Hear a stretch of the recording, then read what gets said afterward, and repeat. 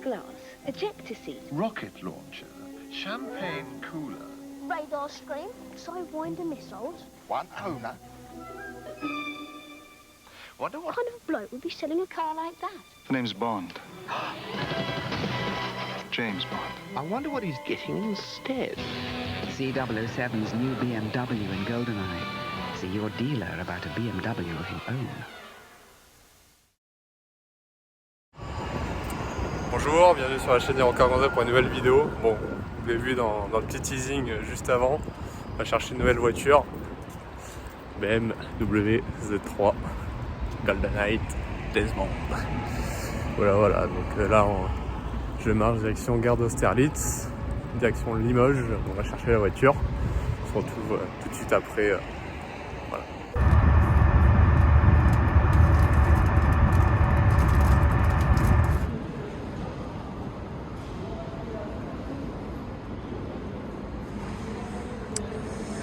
Nous voilà arrivés à Limoges.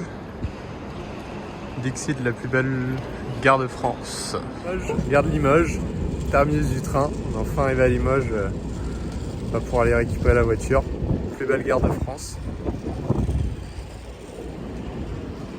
Il fait beau, on a de la chance. Dans le trou du Guillon, il fait beau. Allez, à tout de suite. Donc ça y est, on est enfin arrivé au parking où il y a la petite Z3. Donc ça y est, on a fait tous les papiers, etc. Donc elle est enfin à nous. Donc elle est juste là devant moi. Donc je vous fais pas plus attendre et je vous montre ça tout de suite. C'est parti. Tadam. Elle est là, la beauté. Enfin. Elle est magnifique. Et évidemment, quand je filme, il faut pile qu'il y ait une voiture qui passe.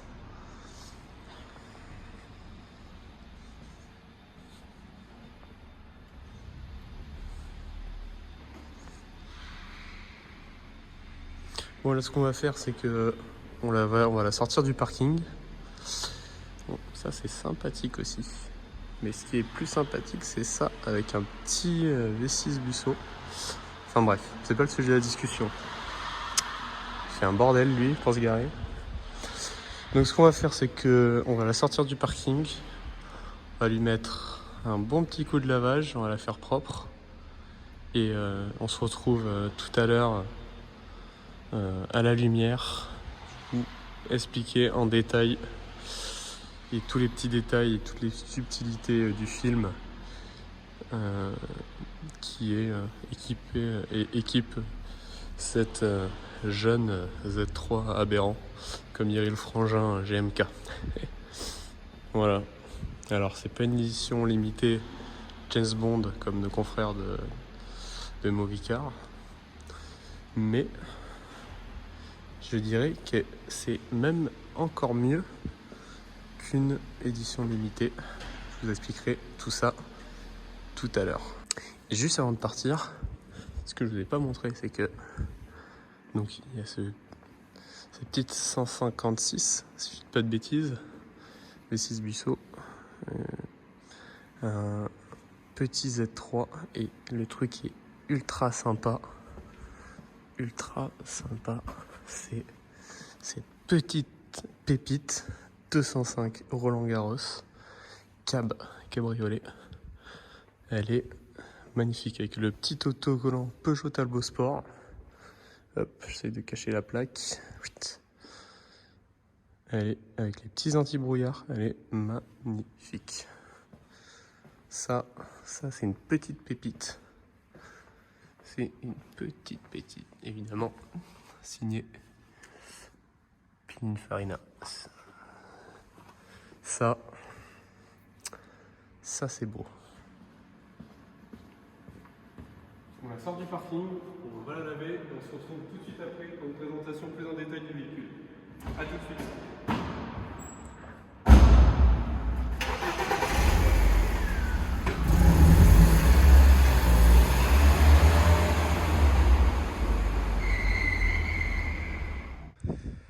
Bon voilà, alors petite présentation du coup plus en détail. On a peu le temps de la laver. Je suis désolé, elle est un peu pourrie. Mais on court, faut qu'on rentre dans le sud. Donc voilà. Alors,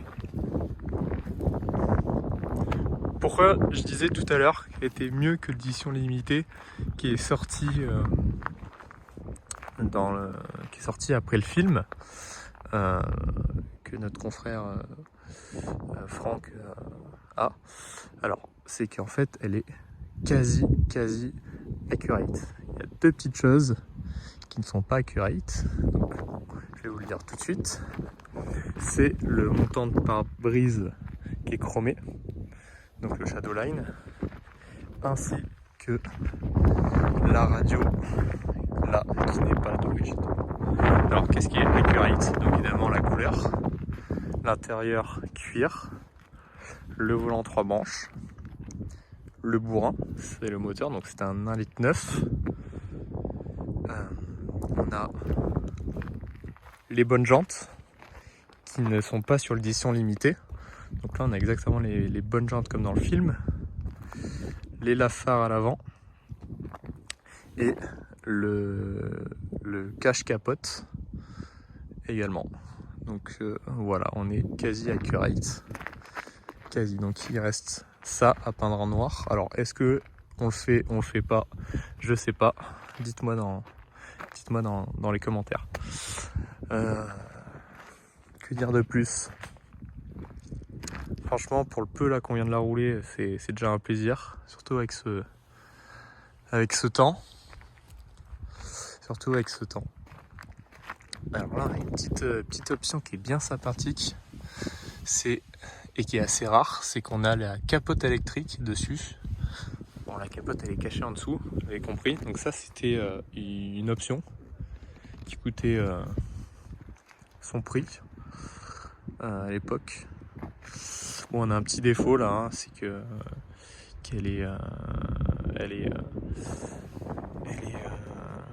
est pétée, donc ça on va changer. Et oui, donc accurate, là normalement il y a le filet, donc c'est pour ça qu'il y a des trous. Et en fait dans le film ils l'ont enlevé, donc généralement quand ils filment, hop, ils sont comme ça. Donc là, Pierre Brosnan, l'actrice, je ne sais plus comment elle s'appelle. Vous m'excuserez pour le vent aussi, hein. C'est difficile d'avoir toutes les conditions réunies. Bon, et la petite surprise, et ce qui fait qu'elle est unique, c'est que ici, il se casse quelque chose. Elle est signée par Pierre Brosnan. Alors à savoir qu'à l'époque, j'ai un peu raconté ma vie, mais à l'époque j'en ai eu une. Et j'ai pété le moteur sur l'autoroute à cause d'une fuite d'huile.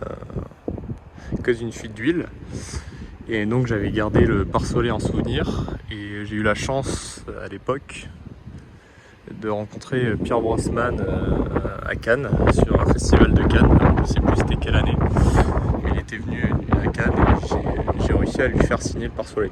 Donc je l'avais pris avec moi là et on l'a vite monté là pour filmer dans la vidéo. Donc elle est vraiment unique. C'est dommage que j'ai pas Pierre avec moi, Pierce pardon, pas Pierre. Pierce avec moi pour la vidéo, ça serait incroyable. Peut-être un jour, qui sait, s'il nous entend. Voilà. Donc du coup, je vais vous expliquer un peu l'histoire qu'elle a dans le film et le rôle qu'elle a joué quand même. Alors, donc du coup, la petite histoire du film.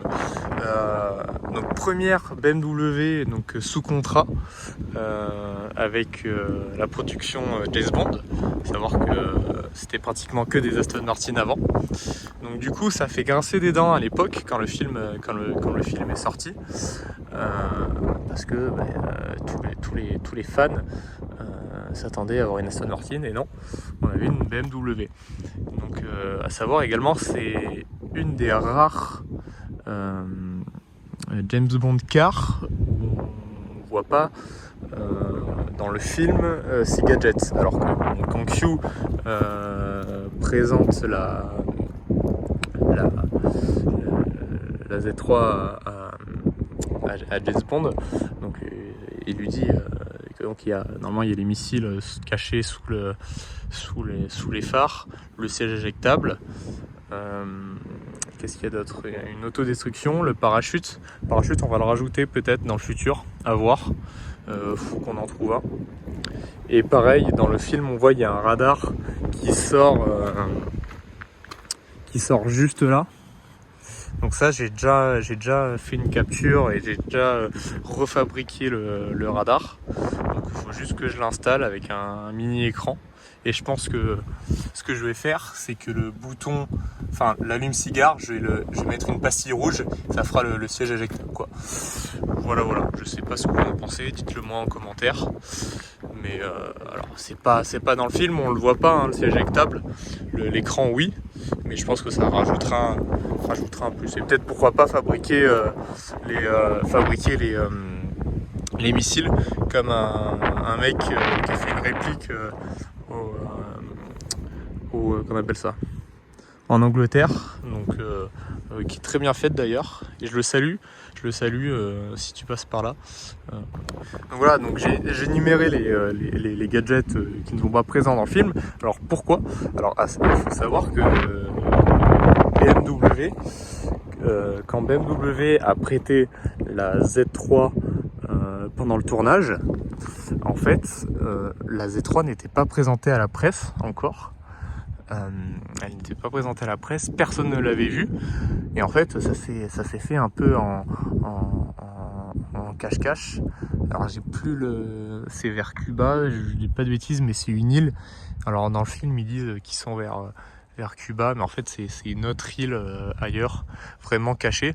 Donc c'est pour ça en fait qu'on voit pas des missiles ou qu'ils n'ont pas explosé, parce que à savoir que dans le film, celle qu'on voit, c'est un modèle de pré-série. Donc c'était vraiment voire même quasi un prototype. C'est pour ça que justement d'ailleurs on a le montant de pare-brise qui sont en noir et pas en shadowline comme il y a sur celle-ci. Voilà. Et donc c'est pour ça une raison également qu'on voit pas les missiles, parce que je pense que BM, le tournage ça a dû durer une petite journée, et c'est pour ça qu'on la voit pas énormément, et encore moins avec ces gadgets et s'autodétruire. Voilà, c'est une des rares James Bond car on voit pas les gadgets. C'est malheureux, mais ça aurait été drôle, ça aurait été sympa, mais c'est comme ça. Voilà, donc je vous ai un peu expliqué tout. Ah si, un petit détail aussi, je voulais faire un parallèle entre la série limitée et du coup celle de série. Donc qu'est-ce qui change? Alors déjà le numéro de série, je crois qu'il y a moins de 100 exemplaires, ou 500, je sais plus, 500 ou 100 dans le monde. Donc déjà, ce qui fait la rareté avec le numéro de série. Si vous n'avez pas encore vu la vidéo de nos confrères de Moviecar qui présente l'édition limitée, je vous invite à aller la voir. Elle est sympa, et au moins vous avez le comparatif entre celle de série qui n'est pas une édition limitée mais qui a le même spec à celle de l'édition limitée. Donc vous n'avez pas les mêmes jantes. Donc l'intérieur c'est le même, enfin avec des pincettes. La peinture c'est la même, donc vous n'avez pas les mêmes jantes. Qu'est-ce qui change? Là, ici, juste là, vous avez une plaque édition limitée. Les selleries c'est exactement la même. Il y a juste les tapis où c'est brodé 007. Et puis c'est tout. Donc en fait vous avez donc pas les mêmes jantes, la petite plaque numérotée, les tapis, le numéro de série. Voilà ce qui change entre une config qui est très rare d'ailleurs, et c'est pour ça qu'on l'a acheté, et une édition limitée. Je vais quand même vous montrer le bourrin, parce que bon, c'est un litre 9, donc le même qu'il y a dans le film. Alors là, avec une main ça va être compliqué. Voilà, c'est pas le 6 cylindres, mais franchement qui est vachement péchu, vachement nerveux. Et puis il y a quoi? Il y a 140 chevaux, un peu moins je crois, 138. Il y a de quoi s'amuser, franchement il est impeccable. Alors là, 150 000 km, elle est pas sucée l'auto, elle est pas sucée. Et puis ce grand capot là, c'est incroyable. la teinte du film qui est Atlanta Blue Metallic. Ouais, les BM, les noms allemands, ils ont toujours les noms à la con. Voilà pour ce qui est du bois. Et j'ai pas trop filmé la face arrière. Hop là. Donc la face arrière, elle a un petit cul bien sympathique. Hop. Franchement, c'est vraiment sympa comme petite caisse là. Surtout avec les beaux jours qui viennent. Et ce beau temps. Bon, par contre on a du vent. Faut choisir.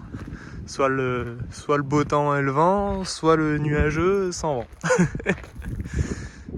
Mais voilà.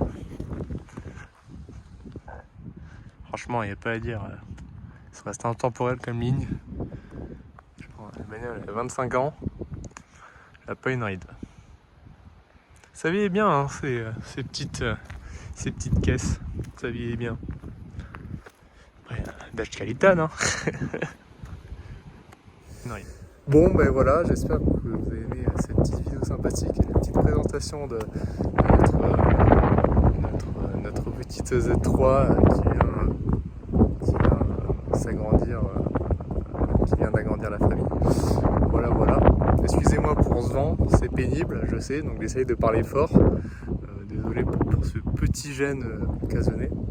En tout cas, voilà, n'hésitez pas de liker, de partager, de vous abonner, c'est très important. C'est très important pour nous. C'est très important pour nous. Donnez la force.